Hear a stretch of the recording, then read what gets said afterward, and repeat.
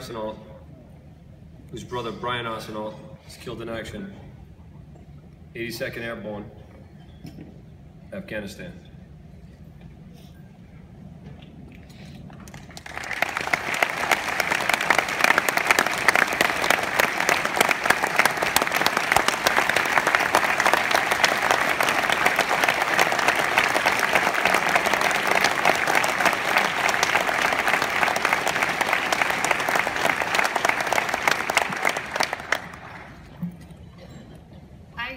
In a small town, Northborough, Massachusetts. Living with my mom, dad, brother Brian, made me feel safe. When we were young, we played outside, walked around town together. We were just typical kids. While I was at ballet, Brian went off to baseball, and we were so fortunate. Our parents attended every game, practice, and event. They were always there cheering us on. Our lives were happy and secure. But it was exactly 14 years, 3 months ago, to this day, that the September 11th terrorist attacks took place. Whether or not we realized it at that time, our lives were changed forever. I remember sitting in my elementary school classroom at the age of 7. Brian was in high school at the age of 14. I didn't know exactly what had happened, but I knew it was horrible. I'm sure Brian was more aware of what was happening to our country, but still he was just a teenager, a kid. Brian was a kid who was humble, confident, and caring. A boy who loved playing hockey, taking risks, giving my mom a heart attack because of what he did on his BMX bike. As time went on, things began to settle post-September 11th. And as a little girl, I thought everything was normal again. The media slowly stopped showing coverage of what was happening overseas. People began talking about war less. As a little girl, I thought it was over. For the rest of my childhood, I was Brian's sister.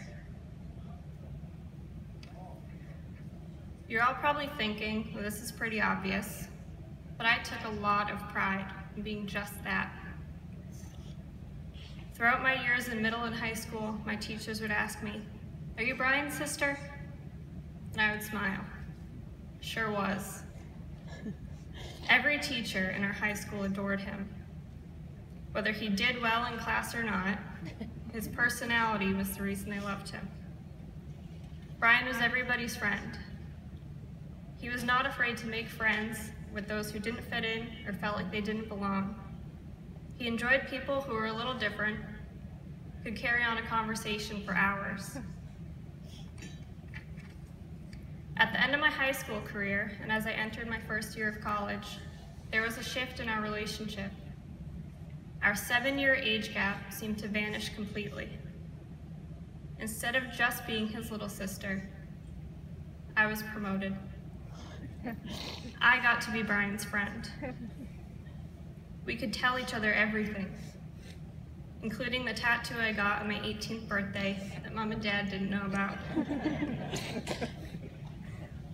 He would talk to me about his girlfriends, his night out with the boys, and over some drinks, we would often talk about our career plans. I always knew Brian was going to make a huge impact. With his personality and charisma, he was really destined to do something incredible. When Brian finally told me he was officially joining the Army, I had a rush of emotions. He was sure to put me at ease and always kept me in the loop. In 2011, I had just started college. Brian was off to basic training. It hit me then. This war was far from over. Brian would send letters from Fort Benning whenever he could. My favorite letter he sent was one about campfires on the weekends, sneaking candy into his bunk, and just goofing off to the guys he met. Brian was 24 at the time. The other guys he was with would look to him for a good laugh, some inspiration when things got tough. First time Brian came home from basic training, I walked into my house and saw him in his uniform. I remember getting teary-eyed, giving him a huge hug. It was kind of funny to me to see him in this role. I was wondering if he would act any different than he did before he joined, but he didn't. He was still the same fun-loving brother to me. Time he got to spend at home meant the world to me. When he came home after being at Fort Bragg, he pulled into the driveway in a shiny little sports car. He and his buddy rolled out of the car laughing. His passenger looked a little bug-eyed. He came and gave me a hug and he whispered, "Please don't tell Mom and Dad, but that thing can do about 180 on the highway." Brian loved a thrill. In January, I got a voicemail from Brian. He was sending his condolences to my boyfriend Brandon and his family for the loss of his brother Kevin. That same week, I learned that Brian was gearing up for his first deployment to Afghanistan. As the date got closer for his deployment, he said he would call me the day before he left. I had that whole conversation planned in my head. I knew it would be emotional, and I wanted to say everything I needed to say. He called my cell phone. When I answered, he said, "Lindsey, Beth," the same way he always did. You could tell my voice was a little shaky. I tried not to cry, and he immediately made fun of me for that. Our conversation really had nothing to do with missing each other or me making sure he knew I loved him. That was a given. It was a 2-hour conversation with a friend. While in Afghanistan, I heard from him every couple months or so. I sent him a Facebook message, August 30th, 2014. "Hey, Bri, just seeing how you're holding up over there. Past couple weeks have made me realize how lucky I am to have such a great family. I can't wait to have you home." I really felt so grateful to have such a supportive family. A few days had gone by with no response. I got up on September 3rd, my first day of school at Framingham State. Got dressed and checked my Facebook, ran out the door. Brian sent me a message at 6:01 that morning. Mom and Dad are always great when you need help. They always come through. And I'm wrapping up a last series of missions at an undisclosed province and heading back to Bagram. I know time's gonna fly when we're done with our current operations. I'll be able to call you guys soon to catch up, tell everyone said hello, and that things are going well, and I love you. The next day I got up, got ready for my second day of classes, said bye to my mom, and headed to my car. That's when it began. That very second, I saw 2 men in uniform walking towards me. My world was turned upside down. I was burning hot, and I just wanted to scream. What the hell were they doing at my house? I stood there and listened as I told us Brian had been fatally shot earlier that morning.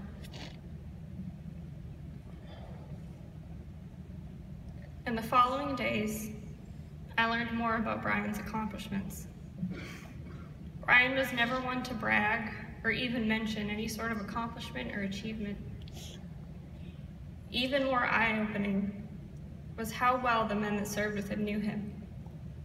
I could tell when someone really knew him when they sent messages including Brian's famous one-liners, and how they knew it was going to be a great night when they could hear Brian say, "Let's get fired up." They all knew that a little warm whiskey and some good tunes was all Brian needed to have a perfect night. Being the humble person he was, he would never be the one to tell us about his Bronze Star Medal, his Purple Heart, his Army Commendation Medal, Global War on Terrorism Service Medal, Combat Infantryman Badge, and the NATO Medal. These awards weren't surprising. When I reflect on Brian's personality, there's a clear connection between the person that he was and the honors that he received. All of this has led me to where I am and who I am today, as a Gold Star sister, Brian's sister.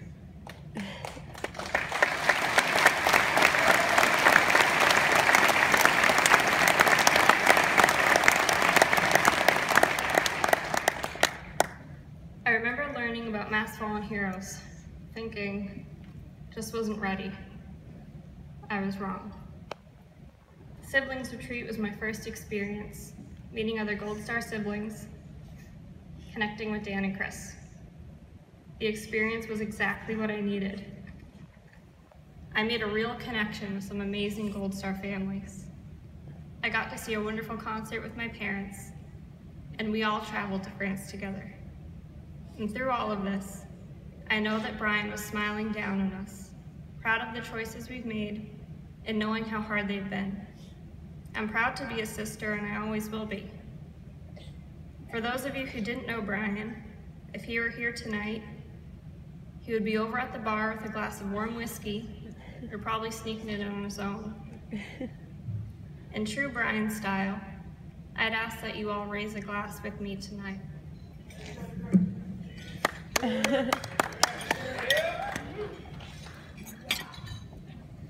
Here's to the men and women who brought us all here tonight.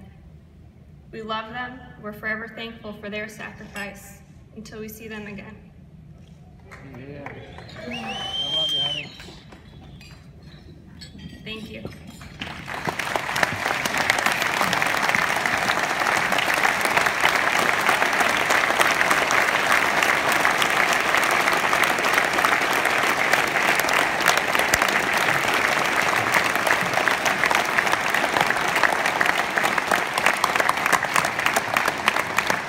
Thanks to all of our Gold Star families for being here tonight, for your sacrifice.